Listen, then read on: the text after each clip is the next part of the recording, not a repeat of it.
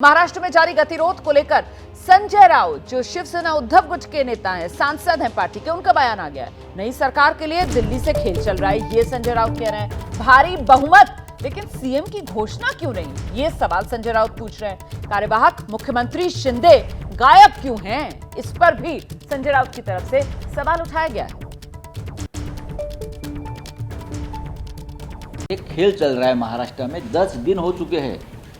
बहुमत है उनके पास, पूरा भारी बहुमत है, फिर भी ये लोग मुख्यमंत्री का नाम, भारतीय जनता पार्टी के पार्लियामेंट्री नेता का नाम अब तक घोषित नहीं कर पा रहे हैं। उनके पास इतना बहुमत है, उसके बावजूद अब तक राजभवन में जाकर सरकार स्थापने का, सरकार बनाने का दावा नहीं कर सकते ये लोग। उसके बावजूद ये लोगों ने हमारे आज़ाद मैदान में बहुत बड़ा पंडाल डाला है। किसके आदेश से डाला है? राजभवन ने अब तक आपको बुलाया नहीं है सरकार बनाने के लिए, अब तक मुख्यमंत्री का नाम तय नहीं है। तो ये कौन कर रहा है? ये सब दिल्ली, महाराष्ट्र में जो एक चल रही है मरकट लीला, वो सब दिल्ली चला रही है। डमरू बजा रहे हैं, दिल्ली से लोग नाच रहे हैं। देखिए, महाराष्ट्र का ये जो राजनीतिक घटनाक्रम है, इस पर जेएमएम के नेता है मनोज पांडे, झारखंड मुक्ति मोर्चा के, उनका बयान सामने आया है। वो कह रहे हैं कि ये समझ से परे है कि खुद को सबसे बड़ी पार्टी बताने वाली पार्टी का नेता चुनाव नहीं कर पा रहा है सीएम का। डिफरेंस वाली पार्टी एक नेता नहीं चुन पा रही।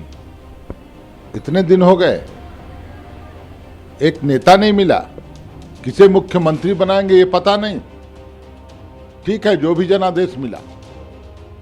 देखिए, इन लोगों की कमजोरी है, संगठनात्मक कमजोरी है। किसी राज्य में भी ये नेता को सामने रख के चुनाव नहीं लड़ पाते हैं, इससे कमजोरी दिखती है। जनादेश भले कुछ सीट आपको आ गया हो, लेकिन आप कितने कमजोर हैं। आपका कोई नेता नहीं है, नेतृत्व विहीन है वहां आप। और इस बीच आप जानते हैं कि महाराष्ट्र में आज सियासी हलचल वाला दिन है। आज मुंबई पहुंच जाएंगे बीजेपी के पर्यवेक्षक विजय रूपाणी। ये बड़ी जानकारी जो मैं आपको दे रही हूं, आज शाम में ही विजय रूपाणी, जिन्हें बीजेपी ने पर्यवेक्षक बनाया है महाराष्ट्र के लिए, वो मुंबई पहुंच जाएंगे। और दूसरी पर्यवेक्षक निर्मला सीतारमण कल मुंबई पहुंचेंगी। मुंबई में कल बीजेपी विधायक दल की बैठक है और इसी मीटिंग में विधायक दल का नेता चुन लिया जाएगा। लेकिन सवाल बरकरार, मुख्यमंत्री कौन होगा, इसको लेकर अभी तक तस्वीर साफ नहीं है।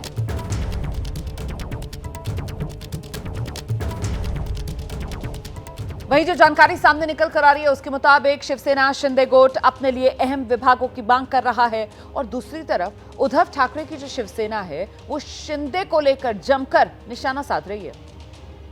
ये अलग किस्म के शिंदे साहब है, वो तो महाराष्ट्र की एक शान है और उन्होंने बहुत अच्छा काम करके दिखाया है। लोकसभा का जो रिजल्ट था, उसके बावजूद अच्छा रिजल्ट आ गया है। उनके लीडरशिप में ये सब हुआ है। बहुत अच्छे सोशल स्कीम्स उन्होंने लाए, सोशल वेलफेयर स्कीम्स। तो इस सब का ये इफ़ेक्ट है कि एक अच्छी सरकार बने महाराष्ट्र में और उनका जो मान है वो भी रखा जाए, क्योंकि उन्होंने इतनी मेहनत की है। हालांकि हमने कम ही सीट लड़ी थी, तो उनसे ज़्यादा तो हमारी सीट नहीं आ सकती, लेकिन उनकी सीट आने में, हमारे सीट आने में एक दूसरे का सहयोगी कारण हुआ है ना। एकनाथ शिंदे जी और अजीत पवार ये कोई बीजेपी के मित्र नहीं है, ये गुलाम है और गुलामों को समझौता ही करना पड़ता है। गुलाम अपने मालिक से, अपने आका से आंख दिखाकर बात नहीं कर सकता, आंख झुकाकर बात करना होता है। एकनाथ शिंदे की उतनी हिम्मत नहीं है कि वो नरेंद्र मोदी जी और उनकी सरकार को आंख दिखा दें। अब तक तो बीरबल की खिचड़ी पक गई थी, लेकिन ये महाराष्ट्र सरकार नहीं आई है।